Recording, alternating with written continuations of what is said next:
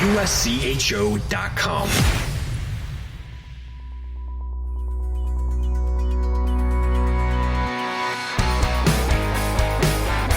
Welcome to USCHO Weekend Review for Monday, December 19th, 2022. Each week we look back at the highlights of the weekend and the news of the week. This podcast is sponsored by DCU Digital Federal Credit Union. What will DCU mean to you? Find out today by visiting dcu.org. Membership required. I'm Ed Trefzger alongside Jim Connelly and Derek Schooley.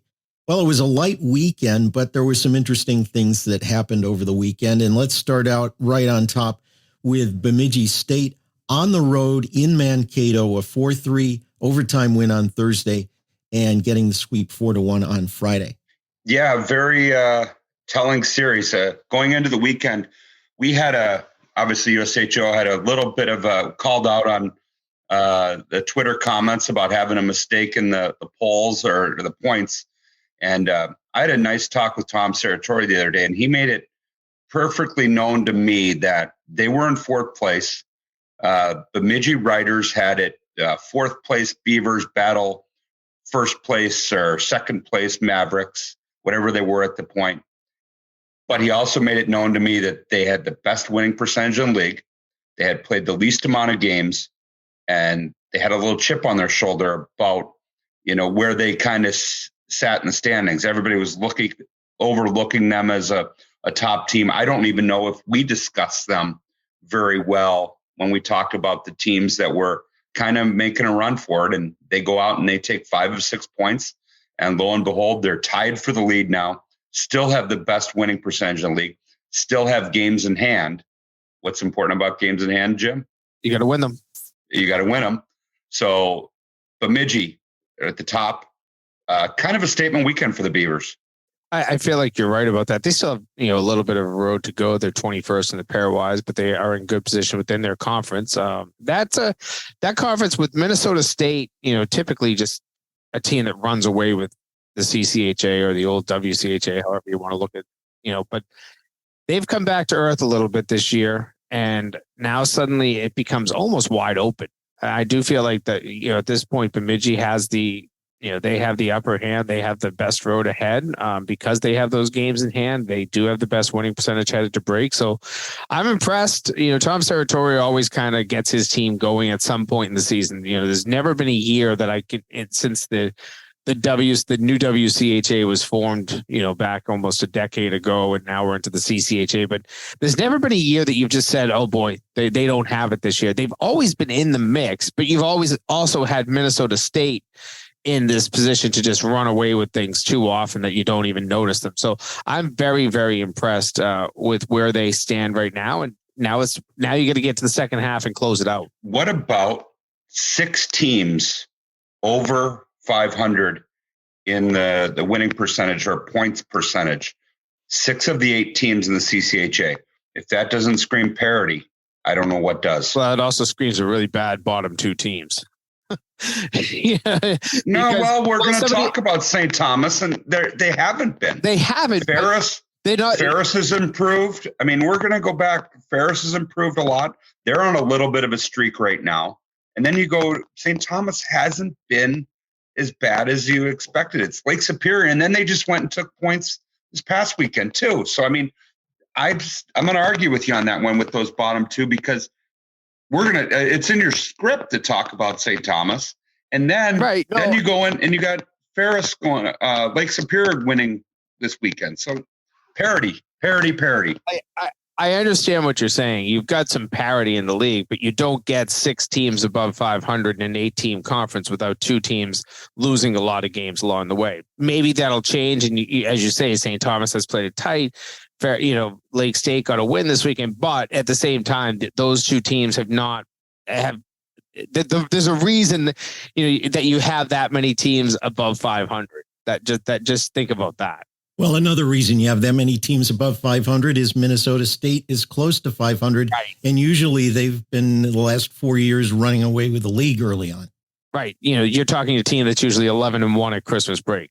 So that's a big difference. St. Thomas has got points in half their last 4 games. I mean, they got, I shouldn't say that. I apologize. I don't want to get called out, but They got points against Bemidji. They've got points against Lake Superior. They got a lot of points. I mean, they've got 4 wins, which is hats off to St. Thomas for what they've been doing this year, and five wins overall, 4, 9, and 1, and whatever all those other little bitty points that nobody can ever understand are. But pretty good segue for St. Thomas playing this weekend as well. Yeah, they got a split against Ferris State. Things are, it takes a while to build a program, and you're going to be smack dab in the middle of rebuilding a program, but St. Thomas getting those little wins moving forward. You got to say Rico's doing a pretty good job there, getting that program up into competition in that league. And I think we should have expected that. Rico Blasi is not a coach that has just walked around and not known what he's been doing his whole career. This is a guy that was less than a minute away from a national championship in 2009, led that Miami program to numerous NCAA bids. He did a great job with Miami. Even when he was at Providence, I know that they knew his services when he was running hockey ops there was invaluable. I think Nate Lehman used to call him like an extra coach, and that's really what he was.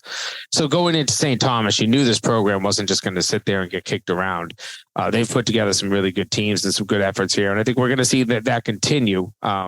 It doesn't always translate to wins, I don't know, but I think that at least they will be a very competitive team, and when you come down to the playoffs, they'll be one of the tougher outs. Well, they swept Lake Superior. We've talked about them. Then they lost in a shootout to Bemidji, and then go and split with Ferris, who's arguably very hot right now themselves, who is on a little bit of a streak. Yeah, you expected that. And yes, you expected development. And it didn't look like it was starting out that way. And it looked like it was going to be another one of those years. And what a way to go into your Christmas break. I mean, getting points against Bemidji, sweeping Lake Superior, splitting with Ferris. That's something to build on in the second half. And, they come out of the break and they've got a couple challenging games. They got Duluth, and then they got Tech, but they got Bowling Green at home. They got Arizona State they got to go to. I mean, this is a team that actually could play spoiler a little bit for some of the top teams moving forward. I know you say that there's a top and a bottom, and the bottom 2 are bad, but they could play a little bit of spoiler in. Those are going to be the points that we always talked about at the beginning of the year, talked about in October, that you want back. And you're going to go, gosh, will Bemidji regret that 1 point they lost down the stretch? Maybe, maybe not. But I'm just saying, I would count on St. Thomas. Rico's a great coach, good motivator. They've got a good staff. I would think that they could play spoiler for a little bit down the stretch. All 8 teams get into the tournament in the CCHA. Oh, that's how it works. And so, okay. Not everybody's up to speed, and sometimes I forget myself. But with all 8 teams getting into it, you've seen times in your years coaching where maybe you have a lower seed that is getting hot right at the end of the season, and maybe a higher seed would be an easier opponent to play. You get one of those bottom teams, you get St. Thomas continuing some momentum, and maybe there's somebody who's very dangerous when it comes playoff time. Well, I mean, that my comment was meant to Atlantic hockey's gone from 10 to 8 this year. That's why my comment was thrown there. And there has been leagues in the past that have not got everybody in the playoffs. I think in college athletics, I'm going to get on my soapbox a little bit. Everybody should be in the playoffs. Everybody should get an opportunity, whether it's a 1-game knockout, you play for playoffs. It's college, it's not pro. That's my soapbox on that. But we had a team that was a 7th place team. We went a hard 3-game series one year, and you got while the other team that was off sat there and waited. We went and played and beat Holy Cross in the second round, and then won in the semifinals. You get hot at the right time, you can make some damage. There's been some teams that have finished the 5-12 game that have upset. I remember what was that RPI way back when in the ECAC that happened too. The 1 year. I mean, there has been some ones. A 2-7 is not that far off potentially from giving somebody a little bit of trouble at least. They're always going to have a chance to win one game. Whether it goes to overtime, whether it's a close game, they're always going to have that opportunity. And you get hot at the right time, watch out. Well, let's talk about a team that got hot on the second night. Lindenwood got blown out 5-0 the first night at Denver, made it a 4-4 game before Denver scored late. Rick Lembo's team has played great against Minnesota and Michigan earlier in the season. Pretty good for the Lions. I mean, you don't want to keep having those moral victories, but, you know, they're showing that they're starting out pretty well as a Division I team. Yeah, you just stole my line. That moral victories don't go that far when you've had enough of them. But I'm still looking at this as they took on a really tough schedule this year. You have to do that kind of as an independent. You have to take any games that you'll get. You're trying to find a way to still make travel economical. You're staying, they stay west as much as they can, but those are good results, but they're not the results that, Lindenwood wants. They'll get there. I'm still convinced that they'll get there. They're going to take some really tough knocks at times, but there'll also be some games where they're going to sneak up on some opponents and they'll impress. And we're not that far away from seeing them have a massive win over a big opponent, and maybe, shocking a few teams along the way. Well, they're not going to have much opportunity here down the stretch because they're going to play the independent conference schedule starting in January. They've got Vermont coming back after the break. Then they go to North Dakota. I mean, think about where they went this year. Michigan, Wisconsin, Minnesota. I mean, now you're throwing out North Dakota, Denver. Those are a lot of travel. They're going to need this break to kind of refresh. They come back they go to Vermont, they go to North Dakota, coast to coast, and then they go to Long Island. I mean, those are basically 3 straight weekends of travel. There's one off in the middle there, but then they get Stonehill at home. Very short on home games this year, 4 of them, and then they get into their independent schedule with Arizona State, Alaska, and Anchorage. I mean, so you're going to see them win some games. You're going to see them get some of those Stonehills and Long Island, even though we're going to talk about that. They haven't been a pushover either. So we'll see how they end up, but they've been playing much better than anybody expected them to play with this hard schedule. And they've been close, but they're running out of opportunities against the so-called name opponents to get a win. For the first time since February 29th, 2020, Alaska and Alaska Anchorage met, renewing the Governor's Cup Series, a sweep for Alaska 1-0 and 4-0.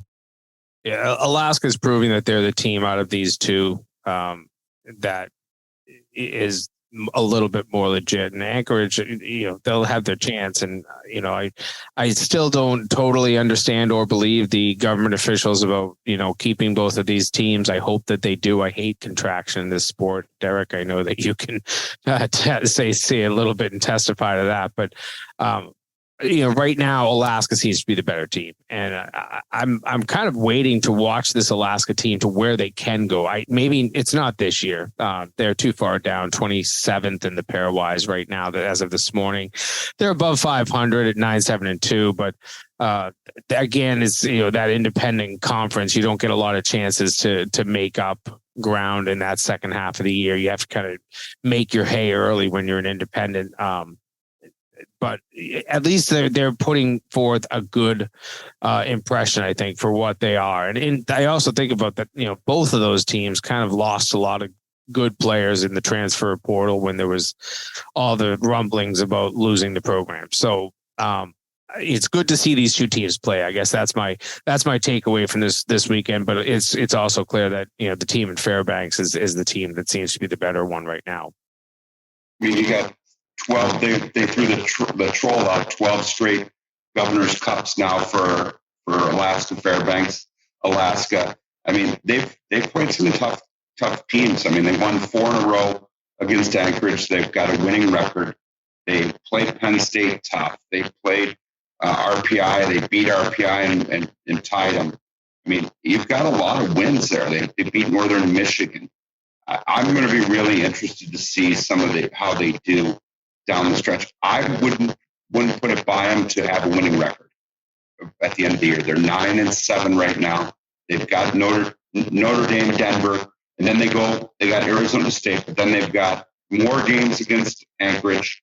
They've got more games against Long Island. I mean, Lindenwood. I think my prediction will be that Alaska will end up with a winning record and probably somewhere in the 15 to 18 win range. Well, let's move on to one more from the weekend. Northeastern at LIU. The Huskies had a 3-0 lead. LIU came back to tie it and was a 4-3 overtime win for a depleted Northeastern squad, Jim. Yeah, and for Northeastern, they're banged up. I took a look at their line chart last night. Their decor was almost unrecognizable. Jaden Struble was, one name that stuck out, but he got thrown out of the game late in the second period. And actually, that was what started the LIU comeback. This is a good team up front and now even on the back end. But when you're this injured, when you're this depleted, I know Mark Diver, I think, had posted something on Twitter about them trying to bring in somebody at the break here. I mean, this is a difficult situation for Jerry Keefe. I don't know the extent of the injuries or how long these players will be out, but I'm sure that just to get that win emotionally probably feels pretty good for Northeastern. You gave away a 3-0 lead. You would have liked to have won it in regulation. It's a game you technically should have won, but at the same time, you walked out of that building and you took that ride back from Long Island last night with a win. And I think going into the break, that was the emotional lift that maybe this Northeastern team needed more than anything. I mean, as someone who covers Hockey East, I'll let you were able to talk to them, but I was surprised in watching the broadcast last night that they had the losing streak that Northeastern's been on. When was the last time that they had been on? Was it a 4-game losing streak that they had? I mean, it's been a while, which shows you how well Northeastern has been as a program. But I was impressed with Long Island not giving up. They had that massive comeback a couple weeks ago in the third period against Brown and win in overtime. I saw that same thing happen. There were some big time plays that I'm going to butcher his name. Marcin Nevitz had a through the legs, backdoor blind, backhand pass to Vincent. Anthony Vincent was really good. The Holy Cross grad student who had an unbelievable freshman year and was always dangerous. I didn't think he had I don't know for sure. I looked it up a little bit last night, but he didn't have the year that, as his career went on, that he did at the beginning. But he is really, really good and noticeable last night. He's got 22 points for Long Island. And when you're independent and you're playing some of the top teams, it's tough to score. I know that they've got a Stonehill in there. I know they got a Franklin Pierce in there. But Anthony Vincent, the Marcevic's kid, they were very noticeable. And then you throw in the Michigan State grad transfer and Adam Goodser. I mean, they were pretty deep. And Vinny Popolo, the goalie, the transfer, I think, from BU, he was good. I mean, they had all the makings of another unbelievable comeback. But I was impressed with how they played. They played hard. They played physical. The first period was nasty. It was a nasty hockey game. And it was actually in between, I taped Yellowstone.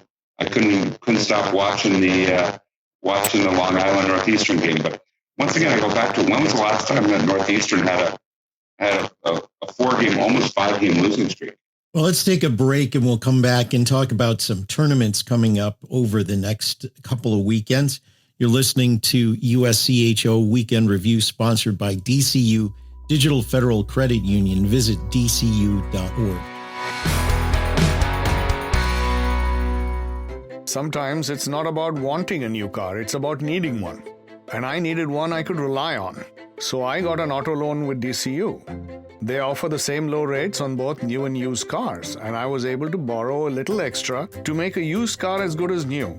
My auto loan from DCU means a ride I can finally rely on, which feels like a pretty big thing. What will DCU mean to you? Insured by NCUA. Membership required. Visit dcu.org.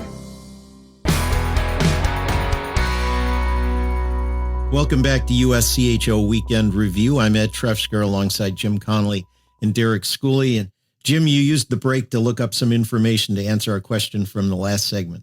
Yeah, schools want to know the last time Northeastern lost 4 in a row was right before COVID hit in the 2020 season. They lost 5 in a row, including a 10-1 loss to Boston College in there in February of 2020. So there's your trivia question answer. It's been some time, and that was Jim Madigan as the coach. Jerry Keepton was the assistant. Would they have made the tournament that year? I don't remember. Come on, you're the guru. Looking at their record, where they were at that point, I think that those 5 losses probably put them on the wrong side of history. Though they did win the Beanpot. Well, this time of year used to be great with college hockey tournaments. Not as many of them as there used to be. I remember going to Mariucci tournament, to the tournament at UVM, and some others. Derek, you've had some tournaments down your way, and maybe we can see some of those come back along the way. But there are 4 of them to highlight. One of them was controversial last year, and the team that backed out last year is not in it this year. It's the Great Lakes Invitational. This year it's going to be at the Van Andel Arena in Grand Rapids. Number 18 Western Michigan takes on number 17 Michigan Tech, and Ferris State is up against number 11 Michigan State. First of all, maybe before the season, we would not have thought about this as being quite as big a tournament as it's turning out to be, but it looks like a great matchup of 4 teams from Michigan. First of all, I want to say I went when I moved to Detroit in my sophomore year of high school. I went to the old GLI at Joe Louis Arena, Michigan State, the band. I'm interested to see how this plays out without Michigan there.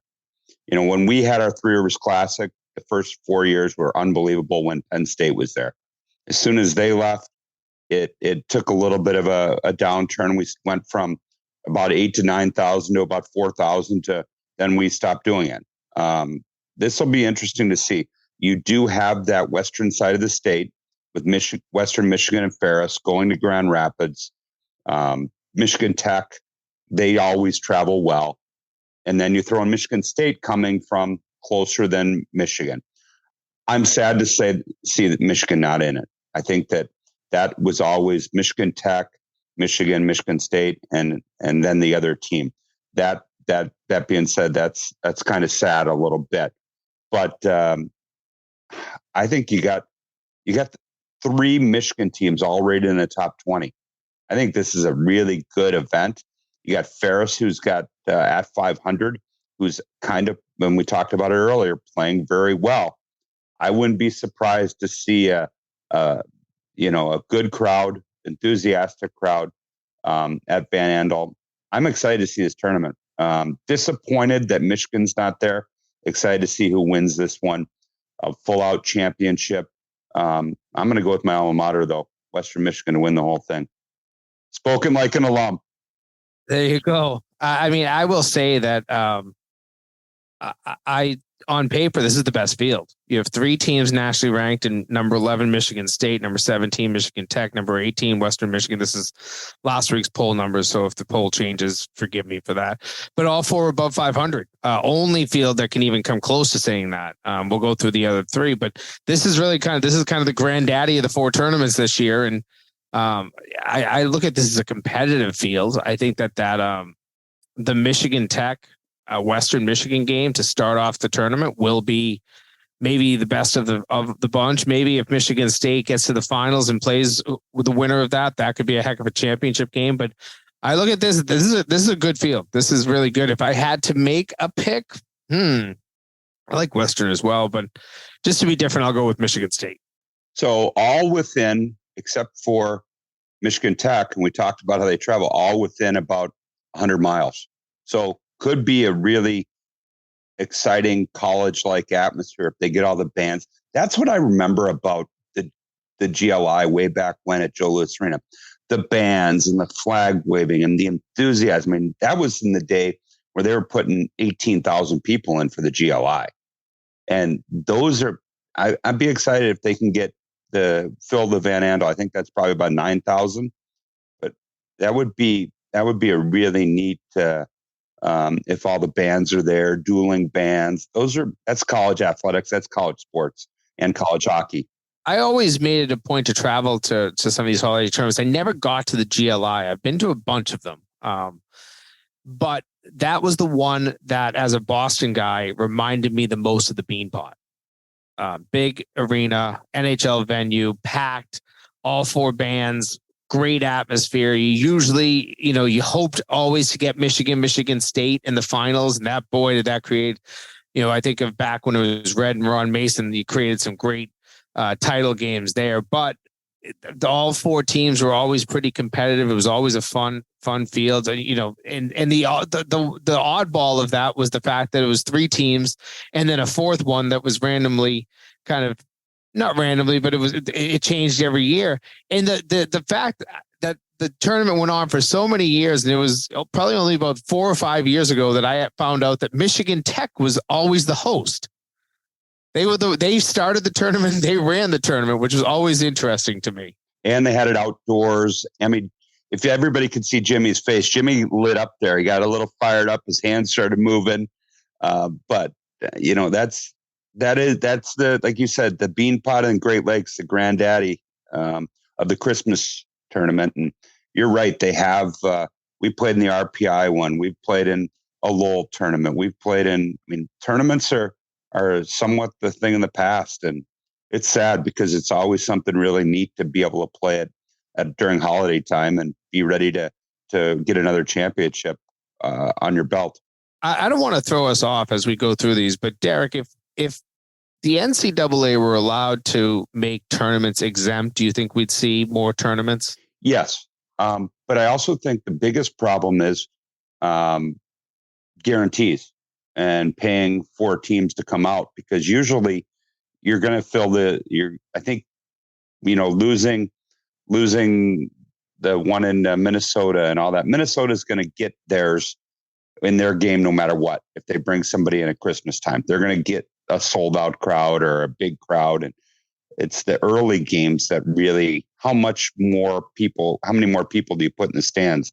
So I think if you can get a good sponsor, I think that's where we've looked at bringing the Three Rivers Classic back with our relaunch. And if you get a good sponsor, you get some teams to come in and get it local, get a little enthusiastic. When we had it really going, it was, and Jimmy, you were at our tournament. You had Miami, you had Penn State, you had Ohio State, you get Bowling Green. No disrespect to when Lowell came, because they were really good. People just didn't understand how good Lowell was. And I think that's where you get. You had Lowell and Clarkson, if I remember it, in the semi, and there were maybe a spattering of fans. But then when we played Penn State, there was 7,000 people there. Right. So I think that's where you get into a little bit of problems, and that's why you're seeing not as many of them come back. This one that we're going to talk about next in Milwaukee, I mean, that's got the potential to really be get going again if they can get the Wisconsin fan base back and involved. And that's the Quick Trip Holiday Face-Off. The second year for that tournament, if I'm not mistaken, they made a big splash about starting that, putting ice down where they play basketball. This strikes me as four teams that want to get some momentum out of this tournament. Clarkson versus number 15 UMass. Disappointing season so far, I'd have to say, for both those teams. Lake Superior State versus Wisconsin. The Badgers have gotten a little spark as of late, but they're hanging out 4 games below 500. This strikes me as a historical tournament. These are all named. I mean, look at the amount of national championships in this field, and teams that have been to close to the pinnacle of the mountain, with UMass and Clarkson and their history, and Lake Superior winning national championships. This would have been an unbelievable tournament, minus UMass, which wasn't around in the early 90s. I mean, this was a field that historical field, in my opinion. You're getting the Wayback Machine out right there. Go back 30 years. I agree. This field, it's a lot of desperation. I will tell you that of the holiday tournaments, this one strikes me as one that might have some longevity. That they have a PR department. I believe it might be the Fiserv Forum that has been reaching out. I've been contacted by them each of the last 2 years. They provide a lot of background information on the tournament. I think they do a nice job running this event. Obviously, it depends on the University of Wisconsin, right? They need to want to be in a tournament at this point. They always had the Badger Classic up in Madison. That was a long time tournament. They dropped that, but they've picked this up. I think this is a good idea.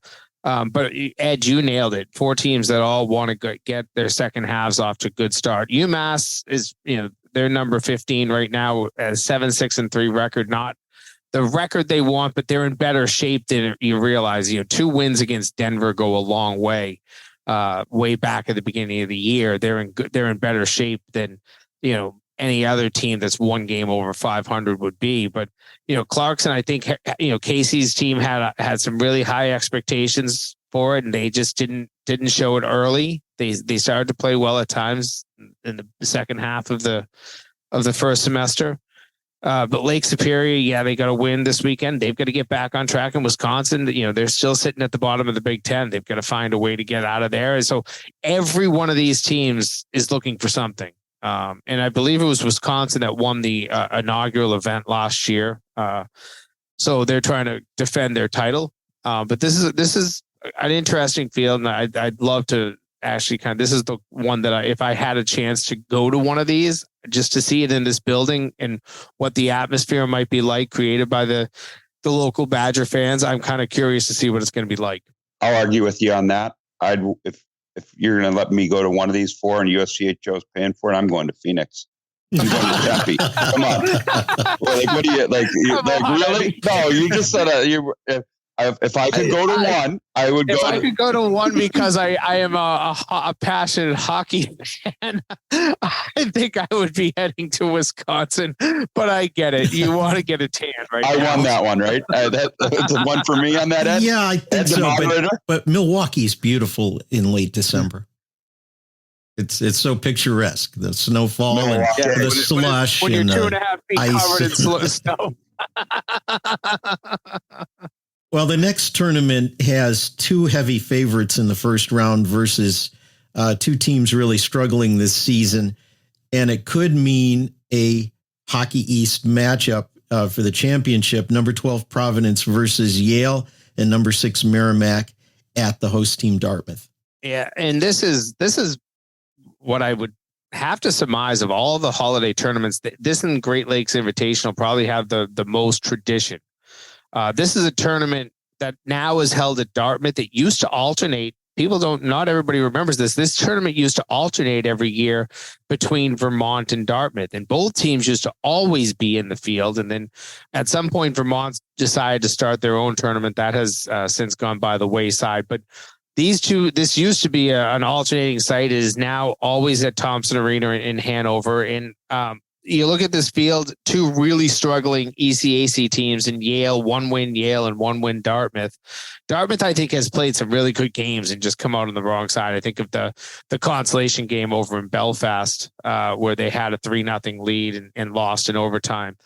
But, you're talking about 2 Hockey East teams here in Providence, which did not have the best finish, but they're a good team. In Merrimack, that is just on the biggest heater of any team in the country right now. Probably they are playing the best hockey.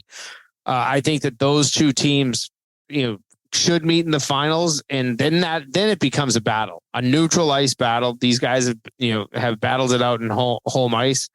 This is a neutral ice battle, and I don't know which one I would pick. I tend to think that the way that Merrimack went into the break, boy, they could be a dangerous team coming out as well. I think this might be, Ed, have you been to this tournament? No, I have not. Okay, so Jimmy, I know you have been with Bull. We were in there in 2015. I will tell you that they do an unbelievable job making it feel special. From the banquet, the hotel down in the square, being able to walk to the rink. They do a fabulous job of making that tournament special. We had 4 teams. Ours was different. We had set opponents. So we played Dartmouth, then we played Union. They must not have thought that they wanted a ECAC matchup, and it was us and Merrimack, and they did a great job. We finished in 3rd that year. I don't know how, because I don't think we won a game, but we were off our Three Rivers Classic hangover, I think, at that point of winning the Three Rivers Classic, went in ranked, and got our butts kicked by both Dartmouth and Union. But they do a great job. But if you're picking, you're looking at a Providence, Merrimack, Yale, Dartmouth, without a doubt, third place game. If you're going off of the rankings, I mean, it's a heavyweight versus bottom 10 right now. Yeah, that's a good reminder, Derek. Is the old day? Well, not old. This is the first time I can remember that this tournament has a winner's advance to the championship game format. It used to be a predetermined field, and you'd have then most wins and then most goals scored, goal differential. There was some BS ways of trying to figure out who won the championship at the end.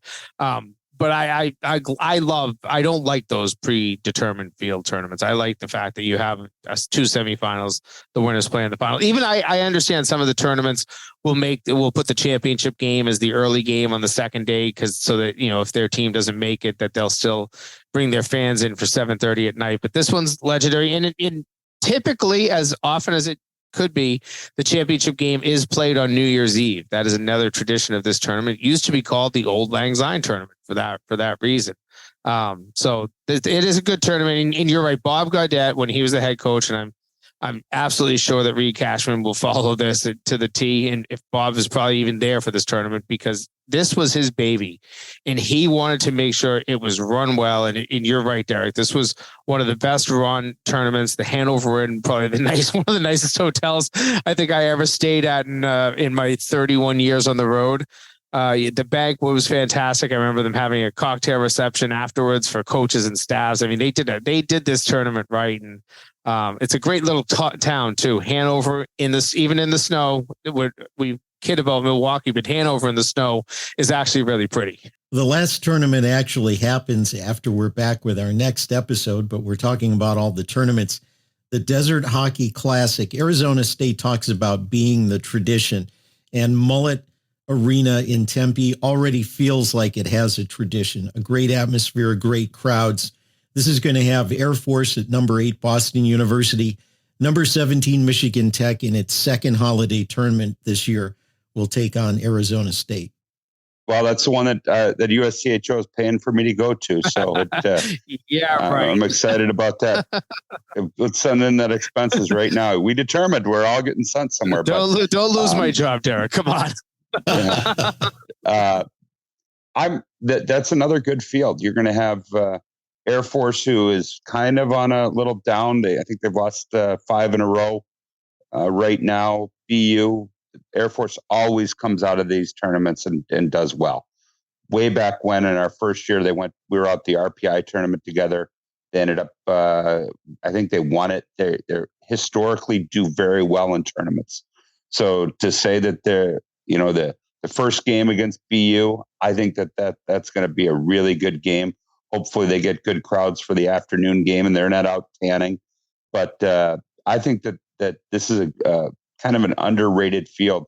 You have 2 ranked teams in BU and Tech, and then you got Arizona State, which is cusp of getting votes, cusp of ranked, and you got an Air Force team that's looking to make hay in the second half that was picked very high in Atlantic hockey.